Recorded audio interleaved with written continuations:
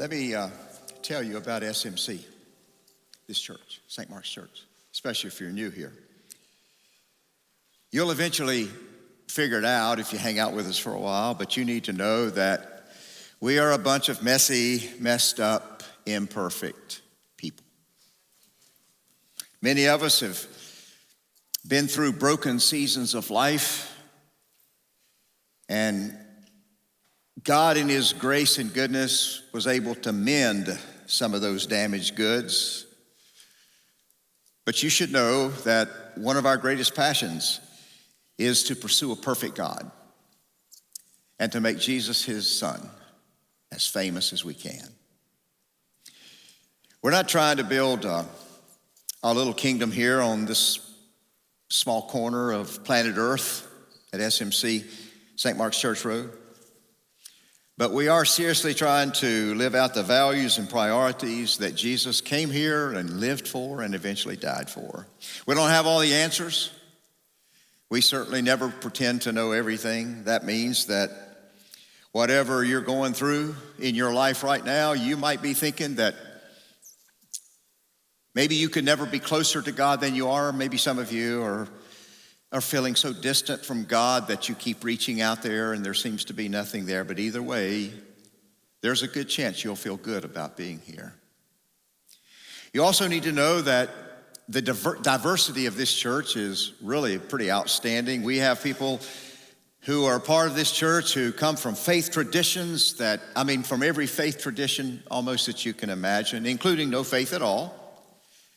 We have former atheists and agnostics who attend here, and some people come and they're still kind of on the fence about Jesus.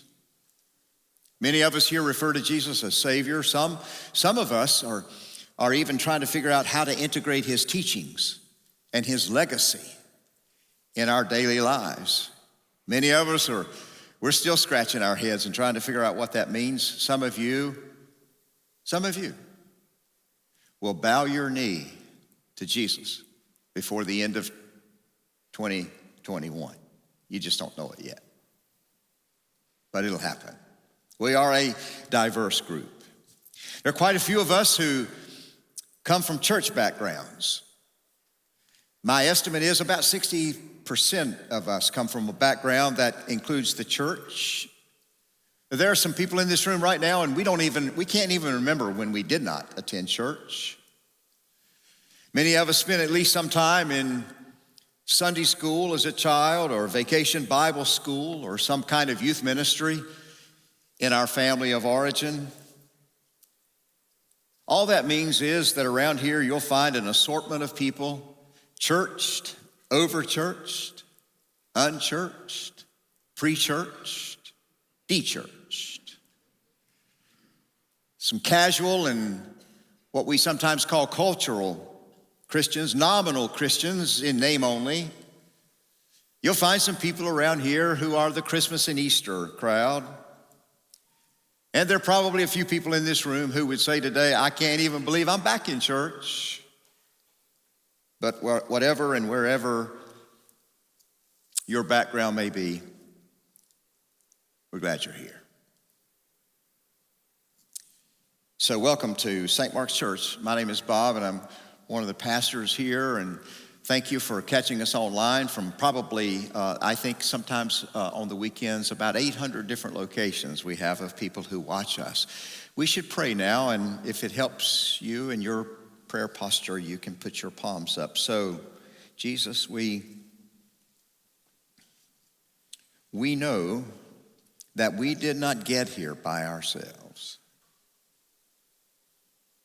We know that every person on planet Earth stands on the shoulders of someone who came before us.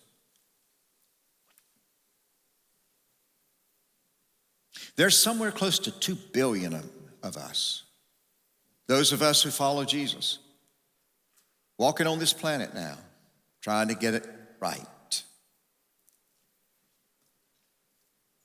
We acknowledge that there are so many times when we get it wrong. Sometimes we're wrong. But we keep pursuing a perfect God. So we invite you now, we urge you, we beg you to pour grace out here today and every day for the sake of Jesus, your Son, the one we love and the one that we are devoted to. We pray in his name. Amen. All right, so let me do a quick little diagnostic assessment, because I kind of need to know who I'm talking to here today, because it's a little bit different every week. And I need to find out how many of you likely grew up in church. 10 things. So just work with me on this. 10 signs, 10 indications that would say, I had a season or two when I grew up in church. Number one day, I don't know if you heard about this group. One day in Sunday school, the children were asked to draw a picture of their very favorite Bible story. Now, the teacher looked at this one little kid's paper, and it was relatively artistic, but she could tell it was a picture of a jumbo jet. And there were obviously 3 people in the back of the plane. There was Joseph and Mary and tiny Jesus, and then there was one pilot who was sitting up front. Well, the teacher said to this little guy, I'm sorry, but that's not in the Bible. And he said, oh, yes, it is. He said, that's Pontius the pilot, and that's the flight to Egypt. Now, if you know that's a joke, then you obviously grew up in church. Number 2. If you know that Zacchaeus is a wee little man, and a wee little man was he, and that he worked for the Internal Revenue Service, you get a bonus for that, then you grew up in church. If you remember singing Kumbaya around a campfire at some point in your growing up days, then you have some church in your background. If you thought that everybody ate fish on Fridays, and some of you maybe grew up and you had a friend who would eat a barbecue sandwich on Friday and you thought they were going to go straight to hell for their egregious act of defiance, then you've got some church background, perhaps Roman Catholic even.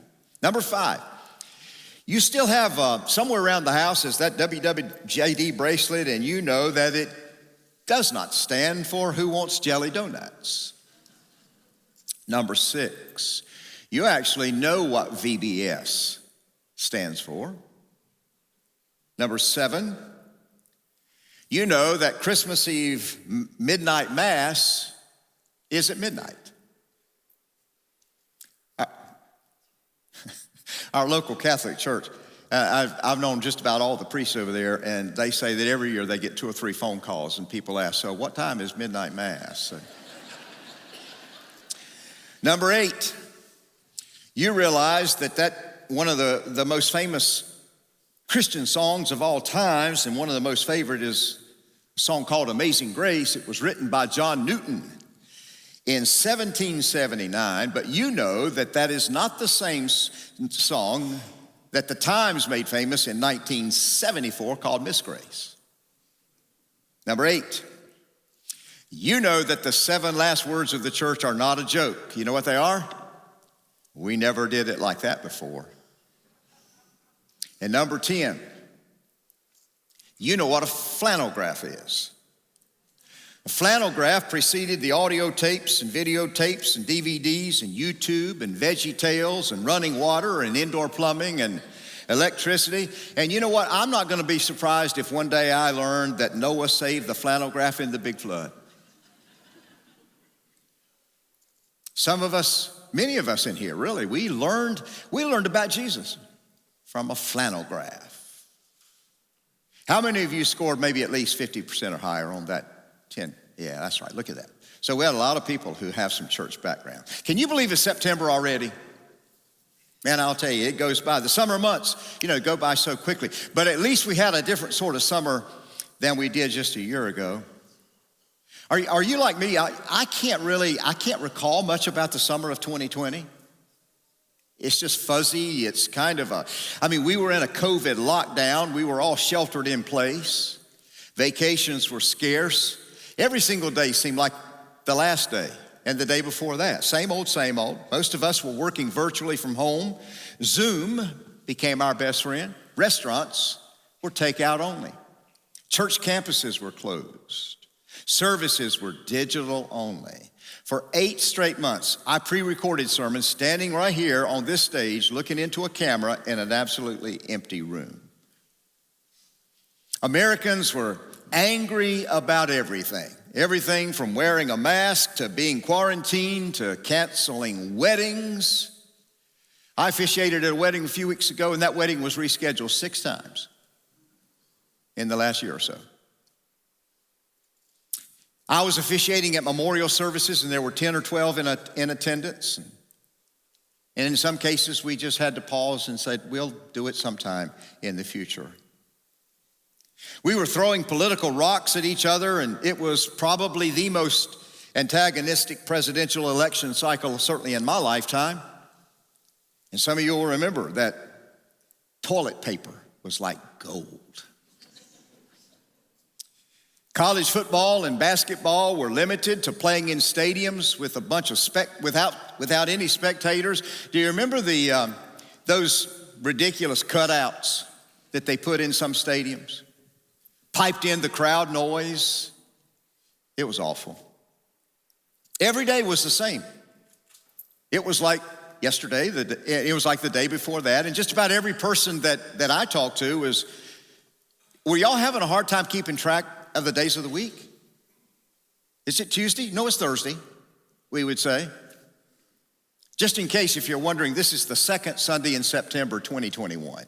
So now you've got a marker. Tomorrow will be Monday. Susan and I are not great, we're not tremendous movie consumers or anything like that, but I'll never forget one movie that just stands out for me. Back in the early 80s, when just a handful of you were born, we went to see the classic movie Chariots of Fire. It was a good one. You ought to get it if you haven't seen it. But you know the drill. First, you have to, when you go sit down in the theater, you have to endure the upcoming attractions. And the focus that particular night was on a movie coming that summer, and it was called An Amazing Release. So we watched the trailer of this new film. It was being produced by the renowned George Lucas, directed by the legendary Steven Spielberg, and starring Harrison Ford. It was an adventure fiction flick. Susan looked at me and she said, Bob, that looks like your kind of movie. We should check it out. But look, hey, I'm not all that crazy about fantasy movies unless it's in a cornfield in Iowa. You know what I said? I bet you that movie right there will be a flop. So don't call me if you want some advice about who to bet on and who to bet for and all that kind of stuff. Raiders of the Lost Ark. I've seen all the Indiana Jones movies. The series it had quite a run for about 27 years. The last rerun was in 2008. Spielberg and Lucas were planning to release one more film. It's going to be July 2019, and then that date got shifted to July 2020, and then enter COVID-19. And now I believe that they're talking about scheduling a release in July of 2022, so we'll see. The fact is that Raiders changed adventure films forever. Have you ever given much thought to why so many of the Hollywood filmmakers are always thinking about producing a sequel? They get so super excited about the possibility that they can maybe bring a whole new generation along if they start telling a series of stories. It's the strong connection between what happened in the past and what could happen in the future. Lucas and Spielberg were clearly successful being able to capture each new generation with Indiana Jones, but the question was, they were asking themselves, can we produce a movie that will attract a new generation of adventure fanatics? That's what they wanted to know. It's that perfect tension between honoring and celebrating the past and preparing for the future. Honoring the hard work and devotion of those people who came ahead of us, but also helping our generation, whatever that generation is, to look ahead and to look forward and to have some vision about the future. Here's the point. My hunch is that that if those who created the very first version of Indiana Jones, if they would have allowed that first movie to exceed any of their capacity to dream about new adventures, what they produced for future generations would never have been successful. And isn't that true in life? When your memories are greater than your dreams, when your memories surpass or exceed your dreams, there's a chance that the end is almost near. So let's be really clear about something. I'm not talking about chronological age or anything like that. Regardless of your age, when your memories start to dominate and overshadow what your dreams are for the future, I'm telling you, it can sabotage almost any hopes that we have of ever living in a better world. So let me be really clear. The past is not irrelevant, not by any stretch. It's not unimportant, not by a long shot. I'm not talking about that. Let me explain. The average lifespan in America today is about 78 and a half. That means that everybody here, everybody in this room who is 39 and plus, you're on the back nine. I hear some chuckles over here. I'm not going to look in that direction, but I can pretty much tell you how old they are. Whenever somebody says, I love it when somebody says, Bob, I just made a really stupid decision. And my wife thinks it's a midlife crisis. What do you think? Sometimes I'll say, well, how old are you? The dude might say, well, I'm 46. And I say, well, how many people do you know that live to be 92? So what makes you think this is a midlife anything? Now, look, I clearly recognize that I'm on the back nine. I hope it's not the 18th hole, but whatever. But no matter what, I decided a long time ago I was not going to let my mind and my heart begin to get crusty and hard and inflexible. I was not going to have a heart that was unteachable. I'm scary aware that if the day comes when my memories exceed my dreams, the end for me cannot be very far behind. Now, all of us have some harmful memories of the past. Sometimes they can be like nightmares. And there are times when those memories can press down on us and cripple us and almost eliminate any possibility of a better tomorrow. I get that. I get it. In fact, I can almost guarantee that some of you have some memories in the past that are so painful. Maybe it happened last year or a decade ago, maybe even last night.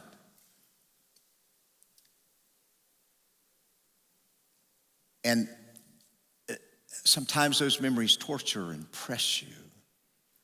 Maybe it was simply some reckless words that you said. And those words, as soon as they came out of your mouth, you thought, uh-oh. And maybe those words are continuing to reverberate inside of you. And is it like a broken tape and it just plays over and over? I'm telling you, the past is a powerful thing. It can stifle us. It can disrupt our life. In some cases, it can immobilize us. It's like paralyzes us and can even knock us out of the game. But the opposite can also be true. Sometimes we have great memories of things that happened in our past, but if we're not careful, they can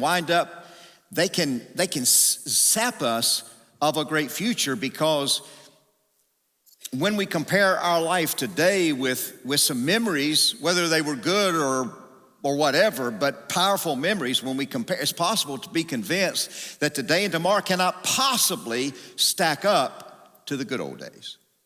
There's even a magazine devoted to celebrating our best memories. It's called the Good Old Days magazine. It's a magazine that says, we promise to help you take a step back in time. I don't know if you can see it on there, but the subtitle is Stories and Illustrations of Happy Days Gone By. Let me illustrate that. Let's take music, for example. Every generation has their favorite sounds and lyrics. And I'm going to take a risk. I mean, maybe this is the weekend for SMC surveys or something like that. So here's what we're going to do. If you don't have a sleep-deprived hangover this morning, then I'm going to invite a little bit of audience participation. So in a moment, I'm going to invite you to respond. I know some of y'all resist responding because you don't want to follow anybody's. I mean, you're not going to do what a preacher tells you to do. I get that. So you just sit there with your arms folded, and we'll look around and talk about you.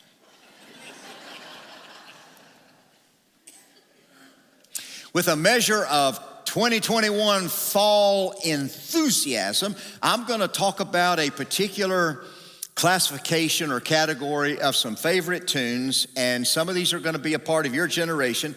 And after each of these groups, I want you to give some applause or something like that with some gusto to it, just so we can kind of figure this out. Does that make sense? All right, in the 40s, there was jazz and blues and big band. I Did It My Way, Sinatra, Glenn Miller, Count Basie, Bing Crosby, Ella Fitzgerald. We got any 40s in here? That's not so bad. In the 50s, we had rock and roll and country. Roll Over Beethoven, Chuck Berry, Fats Domino, the Everly Brothers, Johnny Cash, Nat King Cole, Pat Boone, Hank Williams, Ray Charles, and of course the King Elvis with blue suede shoes and some hound dogs. We're the 50s people. Okay? Everything seems to be in the back of the room, but that's all right. All right, 60s, we had Motown, rock and roll, R&B, and the British invasion, better known as the Beatles. I Can't Get No Satisfaction, Rolling Stones, Simon and Garfunkel's Bridge Over Troubled Waters, Aretha Franklin, Neil Sedaka, the Beach Boys, California Girls, the chairman of the boards, Carolina Girls, Chubby Checker, Temptations, My Girl, the Four Tops, the Supremes, Tommy James and the Shondells were doing the hanky panky, and Papa's Got a Brand New Bag with James Brown. We're the 60s. Come on, 60s. There you go. All right, in the 70s, there was disco and R&B, The Who, Jackson 5. Saturday Night in the Park, Chicago, Marvin Gaye, Rod Stewart, Barry Manilow, Diana Ross, the Bee Gees, Earth, Wind and Fire, Elton John, ABBA's Dancing Queen, and Uptown Girl by Billy Joel. We're the 70s people. Some of y'all are voting more than once now, so, you know, the age here means something to me. To get this, okay. In the 80s, you remember the 80s? Pop, rock, hip-hop, country, Michael Jackson. Oh, Lionel Richie's Endless Love. Everybody was singing that thing in weddings, and it just never did anything for me, but that's all right. Olivia Newton-John, Van Halen's I'll Always, and you know, remember I'll Always Love You? Whitney Houston. Madonna, Randy Travis, Garth Brooks, New Kids on the Block, What's Love Got to Do With It, Tina Turner. Who we got in the 80s? Yeah. In the 90s, ooh, getting thin here.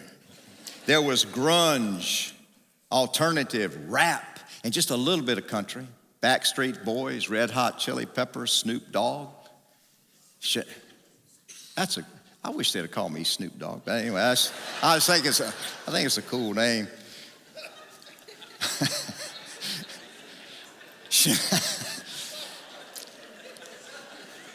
Hey, get a handle, get a grip on yourself now. Shania Twain, From This Moment On, Faith Hill, Janet Jackson, Guns N' Roses, Hootie and the Blowfish, Mariah Carey, the Dave Matthews Band. Where are you? Where are you, 90s? And then sort of scattered out, there was some music sort of scattered out through the music world in the past 30 or 40 years. The good old sound of shag and beach music, it never goes away. The Embers, Castaways, Be Young, Be Foolish, Be Happy with the Tams, the Drifters, the Clovers. Oh, you know, give General Johnson just a little more time. The Rock and Roll Will Stand Forever showman, Bill Deal, and I've Been Hurt, Rondells. We got any beach fans in here? Yeah, that just sort of That can cover a whole lot of ground. The first couple decades of this new century, I don't know what in the world has happened, but we've got hip hop and rap and punk and alternative, and you always have just a little bit of country can be pretty popular. I'm not even going to ask for anything on that, but watch. You saw kind of this overwhelming, what did we cover, 60 years or something like that, or more, 70. What's true of the music industry is also true of business, our culture, our American economy, politics, and of course the church. For those of us who grew up attending church back in the good old days, we remember when things had to be done a certain way, and we seriously got used to it. And we kind of liked it like that. And those memories that we have are strong, but because it's so easy to get trapped in the heyday of the past, it can so often limit what we do in the future. So let me tell you about the Birthmarks series starting today. If we fail to recognize and celebrate the past, then we do a devastating thing to us ourselves, because what we do is we often limit ourselves to the experience and wisdom of the people who came ahead of us. I mean, I understand that. You've heard me say many times, I even said something about it in my prayer this morning, that every generation stands on the shoulders of the preceding generation. And many of them, I'm talking about the generations before us, many of them made some huge sacrifices, big ones, so that our life could be as free and as good as it is today. Spoke to the Elon College football team last night. We were down at Campbell University. And it seemed appropriate for me to talk a little bit about how we survived 9/11. Not a single kid on that football team knows about it, except what they've seen the pictures. I asked one kid, and he's a fifth-year senior. I said, how old were you? He said, I was a toddler when it happened. It's crucial that we learn how to honor the past, but to do so in a healthy way, or else what will happen is we'll get trapped in a time warp. If we get stuck in the past, memories can sometimes become like a gigantic stone wall, and they can prevent us from looking ahead to a redemptive future. We could wind up in like a stalemate. It can sabotage the future of the Jesus movement. And it can make it almost impossible for us to break through and to pour something into the kids that are growing up in this church. What that means is that if we're unable to appropriately release our grasp on the past, maybe it was too painful, or maybe it was just too good, then we might never reach our full redemptive potential and the future that God has in store for us. Everybody faces that. Your business, organizations, colleges, universities, political arena, and nobody faces that anymore in any more, I don't know, how would I say this? In ways that the church can be stifled if we're not careful. Some of you know this, but let me share an amazing number with you. This coming January, just a few months away, this church will turn 166 years old. Now let that sink in. 166. Do you know how many American companies can trace their history and their mission back to the middle of the 19th century or before? Not many. Do you know how often a 166-year-old church comes around? Very few people in their whole lifetime ever get to be a part of something that has had a prevailing influence in this world for more than 16 decades.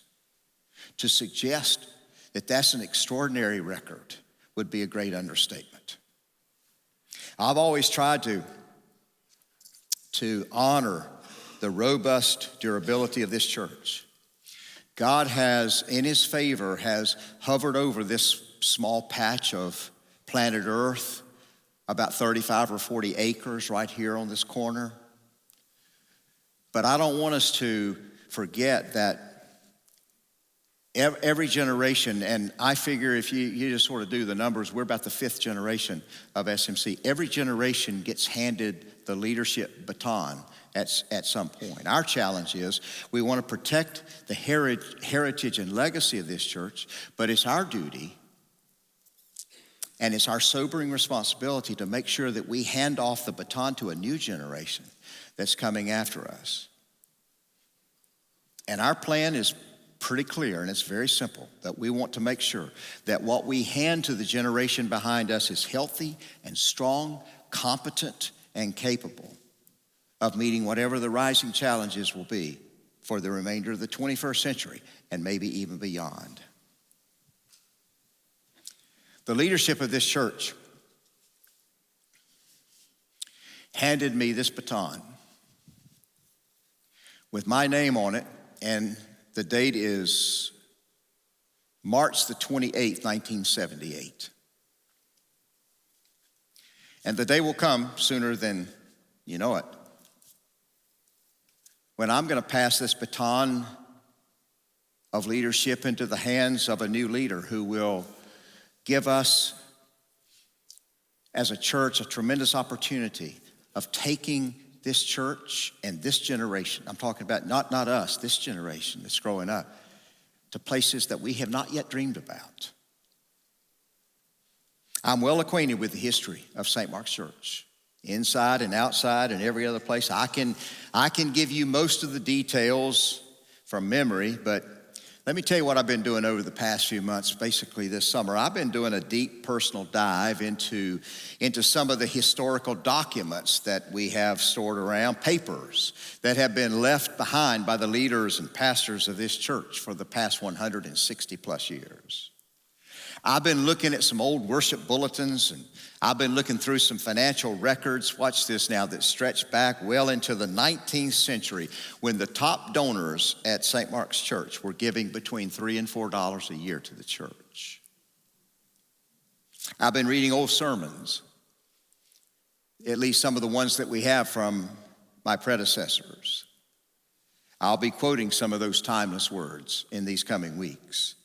I've been poring over some of the diligent records that were kept by our founding pastor, Dr. George William Welker, including his baptism and marriage and funeral records and his very colorful journal. And the journal, I've read the entire journal of his successor, Dr. J.D. Andrew. I told Susan, I want a collar shirt like that. Yeah, I do. Mr. Welker was serving 3 churches at the same time. Brick Church out in the country, Mount Hope Church, and SMC. I want to tell you something. We don't have possession of the original documents from Dr. Welker because his family wanted to keep those. But I have seen them and read from them, and I've held them in my hands. I got goosebumps. I mean, absolutely amazing. I've spent these past few months just digging through some stuff to see what I could find out about our ancestors. Why were they so courageous? Why did they fight against incredible odds? Why did they have the resolve to endure decade after decade? And every decade they would continue to hand off a church that was stronger than the church before. In this process, I've discovered a few things about this church that I never knew existed. I don't mean these, I mean, we've got some old and dusty and musty fragmented documents that are laying around here, but I'm talking about the ways that our ancestors were so amazingly devoted to the uncompromising values, biblical values that they were being taught. And that not only gave them a tenacity in their generation, but it also catapulted this church into an unknown future with fearless audacity. One of my all-time favorites is the founding pastor, Mr. Welker. He died exactly 60 years before I was born. Dr. Welker was born 204 years ago in 1817 in Greencastle, Pennsylvania, to German immigrant parents. They had escaped Germany to see if they could be free of some of the religious persecution that was happening in Western Europe. Mr. Welker was raised in a German-American Christian family. He later received his theological education at Marshall College in Mercersburg, Pennsylvania. Today it's known as Mercersburg Academy. Eventually, Mr. Welker made his way from Pennsylvania to North Carolina. He came here in March of 1842 because somebody told him that there was a fairly large population of German refugees in central and western North Carolina. Mr. Welker was called to become the pastor of what was called the Guilford Charge. At the time, it was just Brick Church and Mount Hope. He started here on March the 27th, 1842. I started here on March the 28th, 1978, 136 years and one day after that. He was the ripe old age of 25. So was I. Most of the German-speaking people had migrated from Pennsylvania because they were farmers, and they migrated from Pennsylvania to North Carolina because they needed to find a better economic future for their family. Watch this now. At one point in his life, Mr. Welker was regarded as the most distinguished theologian and preacher in the state of North Carolina. Now, I'm pretty confident I will never be given that celebrity status. But thank goodness for Mr. Welker. After serving the Guilford Charge, Mount Hope and Brick Church for 12 years, somebody told Mr. Welker that there was a small village of German immigrants in the Boone Station area of Alamance County. That's about a half a mile from where you're sitting right now. So Mr. Welker came over here and he evaluated the possibilities, and he summoned a meeting, and he said, I'm calling together all the interested parties who would like to consider a German Reformed church. And they met on January the 13th, 1855 at Frieden's Lutheran Church on the other side of Gibsonville. A handful of people showed up to express interest in establishing a brand new church. On the very next day, which was Sunday, the 14th of January, 1855, 31 people assembled over at Frieden's Lutheran Church and a few children, and they all 31 signed a charter to form a brand new German Reformed church that would eventually be called St. Mark's German Reformed Church. Mr. Welker would be the pastor, and he would remain in that position for the next 37 years until 1892. He officially retired from St. Mark's Church at the age of 76. This church was originally called Shoemaker's Church because of the community over in Gibsonville, but it would continue to meet in the Lutheran church there for the next 2 years. Later, the church decided to start having meetings in families and homes right here in 1861, and then that was when the congregation purchased a small tract of land, 4 acres, for $22. About a half a mile from Boone Station. And that was the time when they formally changed the name from Shoemakers to St. Mark. Soon plans were laid for the building of a brand new worship center. That's the first church. That's not Mr. Welker, that's Mr. Andrew, who was his successor. Mr. Andrew, if you want to draw a mental picture of where this building was located, Mr. Andrew would be sitting down there in the middle of Garden Road. And the church was facing this direction at the time. There was no St. Mark's Church Road, obviously. Dr. Welker was legendary for speaking out boldly and fiercely on local social issues and national issues. especially his opposition to the making and distribution of whiskey, and also his strong objection to slavery, neither of which earned him a whole lot of popularity across North Carolina. Our founding pastor paid a steep price for those decisions, but thank God for his resolve. I'm telling you, George Welker was ahead of his time. Dr. Welker was later elected to the North Carolina legislature, where he happened to be one of the legislators who wrote the North Carolina slavery law, eliminating the curse of slavery in North Carolina once and for all. Mr. Welker's annual salary never exceeded $200, and a whole bunch of groceries from church members. Let me give you a wide-angle view of a few dates. I want to give you a little bit of an emotional feel for the stamina and tenacity of this local church. SMC was in its 5th year when Abraham Lincoln was elected president in November of 1860. And just a year later, when the Civil War broke out on April 12, 1861, that war would continue for a few days short of 4 years when Robert E. Lee surrendered to Ulysses Grant on April the 9th, 1865 at Appomattox. SMC was 10 years old when the war ended. SMC sent a number of members to fight in that bitter conflict. We have several war casualties that are buried in our cemetery who died in that war. At the turn of the 20th century, SMC had grown from that original 31 members in 1855 to a membership of 92. That's 300%, which is not too bad. This church was in their 50th year of ministry when the Wright brothers flew their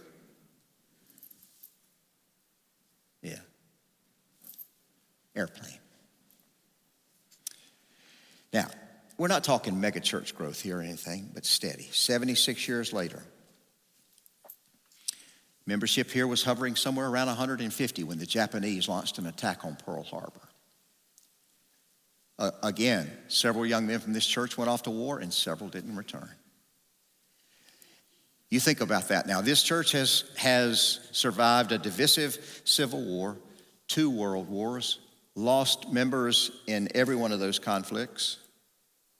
SMC survived the collapse of the American stock market on April 24th, 1929, leading to an economic disaster called the Great Depression.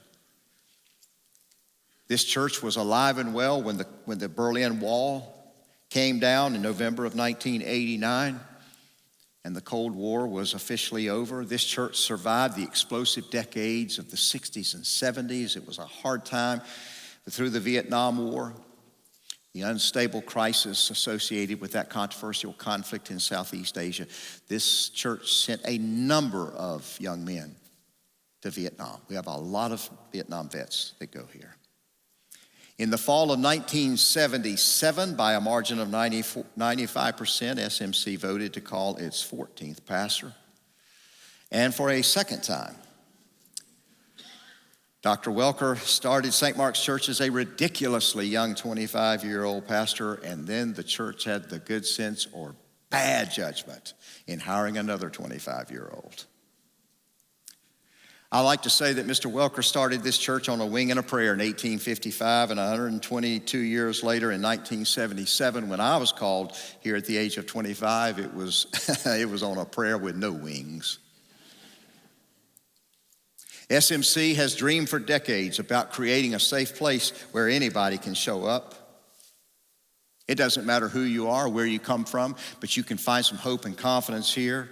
And on this first weekend of our 2021 fall ministry season, we stand at a timeless intersection. We are living in both directions. We have a loose grip on our past, but we still honor it and learn from it, and we have a clear vision of our future. Thousands of people have come through this church. Thousands. And if we could track them all down, They could tell you all kinds of memories about having their children dedicated here, recollections of what it was like growing up in the youth groups here, well over 1,000 marriages conducted in this church over the 160 some years. And now I get the privilege of at least 3 or 4 times a year, I get to marry young couples whose parents I marry. People remember mission trips and Christmas Eve services and Easters that we gather. I enjoy conversations that I have every now and then when somebody says, I remember when. Memories are awesome. Unless the day comes when our memories are greater than our dreams. When that happens in a marriage, a family, a business, a corporation, certainly in the church, the end could be closing in on us. Paul writes in 1 Corinthians chapter 2, no eye has seen, no ear has heard, and no mind has imagined what God has prepared. That would be a future tense word for those who love him. So for the next couple of months, we're going to recognize and honor this amazing 166-year heritage, but only as our heritage puts us in a position so that we can do greater things in the future. We're going to see what it means to, how do you look beyond 166? Even if it's just another 5, 10, or 20 years. And certainly we're not capable of imagining another 160 some years. Can you imagine what life might be like in the year 2197? I don't know who'll be leading this church then. I hope we're still here. And I hope that they'll recognize and celebrate that they are building something on top of a strong, sturdy foundation that we helped assemble. When the people who will lead this church into the 22nd century, 79 years from now, we dream of those people saying, well, we never knew some of those. We didn't know those Jesus followers at SMC in 1855, 1920, 1978, 2000, or even 2021. But we are glad they were here. And we're thankful that God has allowed us, whatever that generation is, to take hold of what those people gave us and walk into a promising future. We want to be known as a generation that got the tension right between the richness of the past and the challenges of the future. But that tension is not easy. I'm convinced that Jesus fully understood the tension between the memories of yesterday and the dreams of a greater tomorrow. Let me take you to one such moment before we finish up.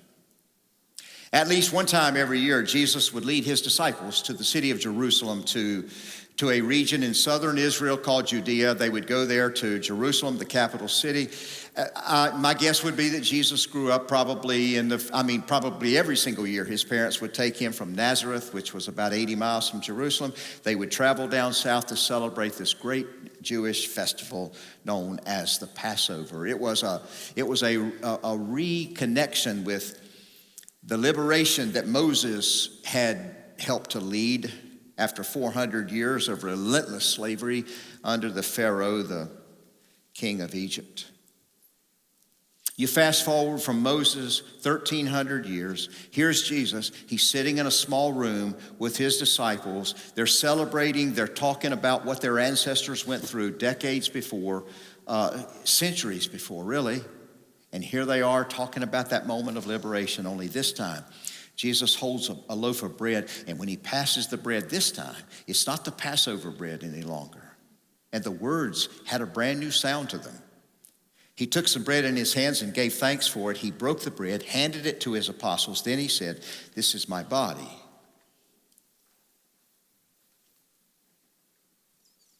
Broken for you.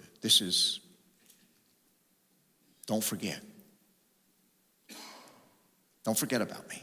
What he was saying is every time you guys sit together and break bread, I want you to be able to dive deep into your treasure trove of memories, but don't forget what I've given to you. You ever wonder what those 12 brothers, what it might have been like over the next 20 or 30 years whenever they would get together to celebrate Holy Communion? Some of the memories they would talk about. Hey, y'all remember that time when we were running low on resources and Jesus multiplied the bread? You remember that time when Jesus talked to a woman in Samaria? She'd been sleeping around after 5 broken marriages. How about that time when Jesus would pick up little kids and love them in his arms? Or what about the time when he called that short little dude, Zacchaeus, the wee little man tax collector, ate dinner at his house? Or when the religious leaders weren't savvy enough, they just couldn't trap him. He was too smart. Or when we would sit around the campfires at night with him and he would just tell stories. Remember the time when the blind guy just stepped in the way and interrupted us, but Jesus reached out and said, whoa, and healed the guy? Or what about the time, you remember when those 3 guys tore that hole in the roof and they interrupted a church service? Remember the time? Remember the time? Remember the time?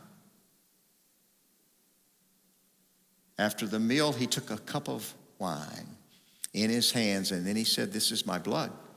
It is poured out for you." And with it, Jesus said, God makes a new agreement. This is a new generation, Jesus was saying. What new agreement? I'm telling you, listen, this was a pivotal turning point in a worldwide movement. It's the tension between yesterday, today, tomorrow. Don't forget me, Jesus said. Don't ever forget about me. I want you to remember the stories and the miracles, the challenges and the disappointments, the special memories. But I want you to go and tell people about me to the far reaches of planet Earth.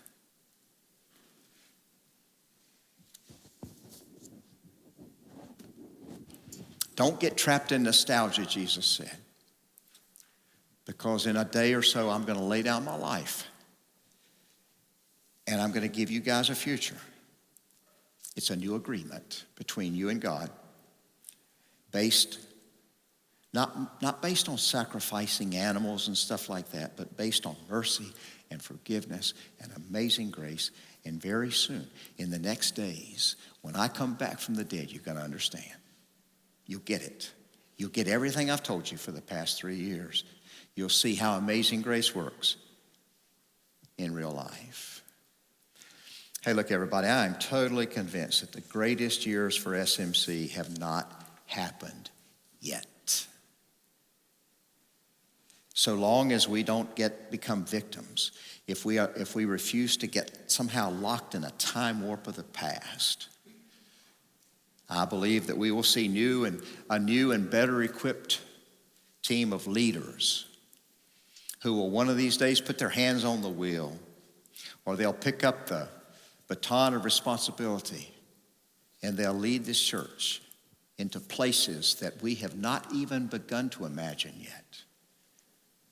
But we would make a huge mistake if we failed to honor this amazing intersection between yesterday and tomorrow. I had a moment this past Wednesday.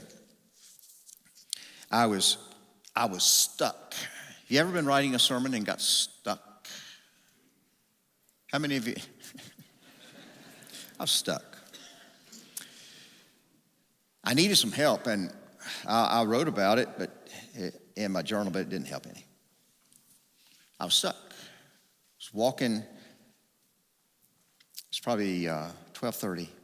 I was walking out of the YMCA after my workout. I was just mumbling to myself, I got to have some clarity. God, it's Wednesday. I saw a dad and a little boy, and his father picked him up and put him on his shoulders. And he said, "I love you, little guy."